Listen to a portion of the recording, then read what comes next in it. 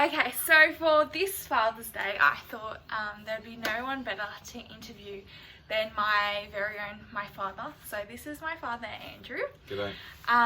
And I wanted to interview Dad today because we never really get a male's perspective, or I guess the dad's point of view of what they feel when they see a loved one that's going through an illness, especially in my case when I suffered from my eating disorder, how my dad went through it and the emotions that he felt and how he dealt with it. We haven't really heard from his side of the story, so it will be very interesting. So I guess we'll just start off by saying, I want to talk firstly about being a dad. Did you always want to become a dad? Yeah, I think you grow up wanting to be similar to you. I mean, you look up to your father and you want to follow in his footsteps to an extent, and having kids was a big part of that. Yeah. Because I guess a lot of women always talk about, I want to be a mum and have that connection with a child one day. Is it the same sort of mentality for men? Yeah, I think so. Can never be as close as I don't think as a woman, because baby doesn't grow inside us, but they don't have that connection with feeding and whatnot. But I think it's an opportunity for men to really show their emotions when they have a child, because it's this thing that comes into the world with no manual, no nothing. As I heard earlier today, you can buy a TV with a 1,000-page manual on how to put it together, how to get it to work, and you come home with a baby from the hospital with nothing. And you just work your way through from a little bit of advice, and you work your own way out to, I don't know, make it happen. And it's just amazing. It's just the best thing in the world. You couldn't wish for anything else. Is it different having a daughter to a male?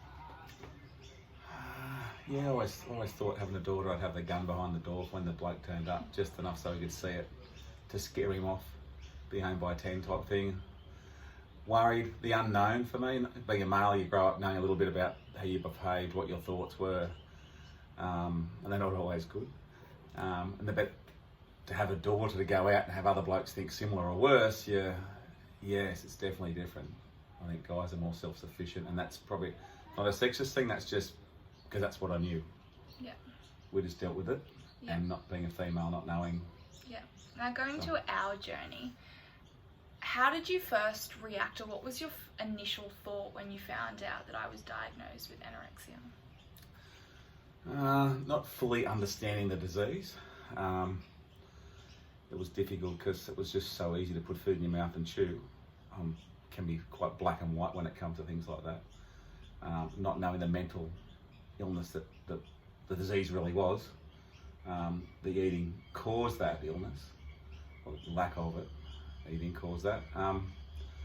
So for me, it was just put it in your mouth and chew it, ash and swallow. How hard can it be? But you soon work out that ain't the case. And I don't know, it's hard to talk about because it was very upsetting and very hard to see and deal with. How did you break down as you said, the man's perspective, that it's sort of just black and white, just eat it? How did you overcome that thought that it was that easy? I think you had to soften, because you had to stand up. And being a dad, you're always there. You can fix things. You think you can fix everything. So your initial thought process is to, she's anorexic, she's skinny, she needs to eat, she's got to eat. You find out about the mental, how you mentally can't, you lose all your cognitive powers, your thought process is totally different. So how did I deal with working that out? Advice from your mum. Mum was pretty good. Education, doctors, they took you so far, and then every case is different. And I don't know, it was hard to deal with. It was just no one should have to go through it, because it was someone you love more than anything you give your life for was basically slowly dying, and there's not a lot you do. So you do soften, you do try to learn more, you do listen to the experts, and you do, as I found out, I had to take a backward step and just be a dad to your brothers. Yeah. Do you find that mum. was Well, then, if we talk about this, what do you think your role was in my diagnosis and recovery? Once I got through the last thing I just said, the process, understanding that Mum was going to stand up and be what you'd say, the male in the house, and take on the task of fixing you, I suppose, or supporting you. You didn't want anything to do with me. My role was more support for her and support for the boys in the house. Take a step back. That was really hard to do. Well, it wasn't hard to do, it was just my job. And what I found hard was the resent you had for me. How easy it was for you to push me away. Do you find it was hard to not being the dominant figure in the household, the one that had, I guess, the masculinity that you described?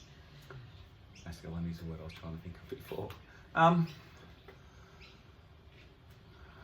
Not really. Mum and I always had, well, a little bit. Mum and I always have a pretty relationship where we sort of share the role, parenting. She does all the cooking. I don't do too much of that because you probably starve that way. But what's the question? Oh, did you struggle with the idea that you were losing a bit of your masculinity and giving that to Mum? Oh, no, not at all. I more so was struggling with the fact that you wanted nothing to do with me. I couldn't bear to think of that. That was... So how did you deal with that resentment from myself? Oh, sun goes down, the sun comes up. You just have to wear it. It's just... I don't know, you just... Were you scared it was going to be forever? Oh, yeah, of course. The more we learnt about it, and you had you were so determined to basically die, that the realisation was it was going to be forever. So the hardest thing was telling Ryan that was the case, that you might have the best time you can with your sister because it's about to. So I understand that you had to be strong for my brothers, but for instance, telling Ryan that was a situation that your sister, you have to prepare that she's going to die. How did you deal with that? Well, it hadn't happened. So you sort of say it, and you say it as okay, prepare yourself, but it's not real because it hasn't happened. So they're only words. They come out your mouth. You think it, but if you just look at it as a thought process and a way to deal with it, you sort of say the words to prepare other people, but you don't deal with it yourself because it hasn't happened yet. Yeah. And if you understand, you know what I mean? It's easier to say than to do. So you just get on with it. You just got to go and do the normal thing, the day to day. And did you find you pushed your emotions aside? Yes. Yeah. That too. Did you ever deal with those emotions that you experienced and felt? During your recovery, I was more emotional. You made me cry. You saw it so many times. To think that at this stage or that stage, that to learn what you went through, hear you tell your side of the story. Oh yeah, I cried a number of times, and to see different snippets of things. I think I had more emotions once you recovered, knowing the pain you went through internally, mentally. Yeah. So. What do you think you could tell other fathers? Because when I talk to other people that are going through an eating disorder, it comes, I think, a common pattern that people that have an eating disorder often push their dads to the side. So what advice or even offering of support would you give other fathers that were probably feeling or are feeling exactly the same way as you? Isolated? As I said, just be supportive of your partner, of your child in the best way you can, and listen to what's going on. I didn't listen. I had to be told a number of times prior to actually working it out that I need to step away and look after the rest of the house.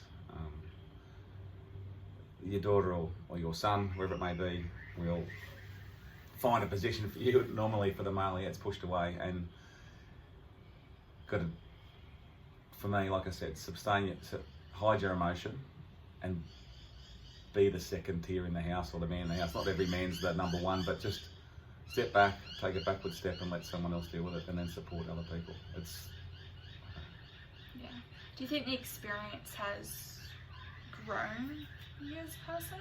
You've learnt a lot from the experience and you now have a different look on life?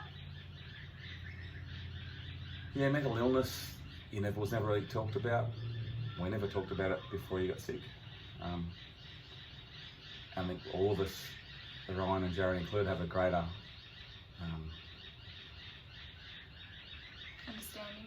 understanding. Yeah, sorry, I lost in thought then. Understanding of the disease or the mental illness, and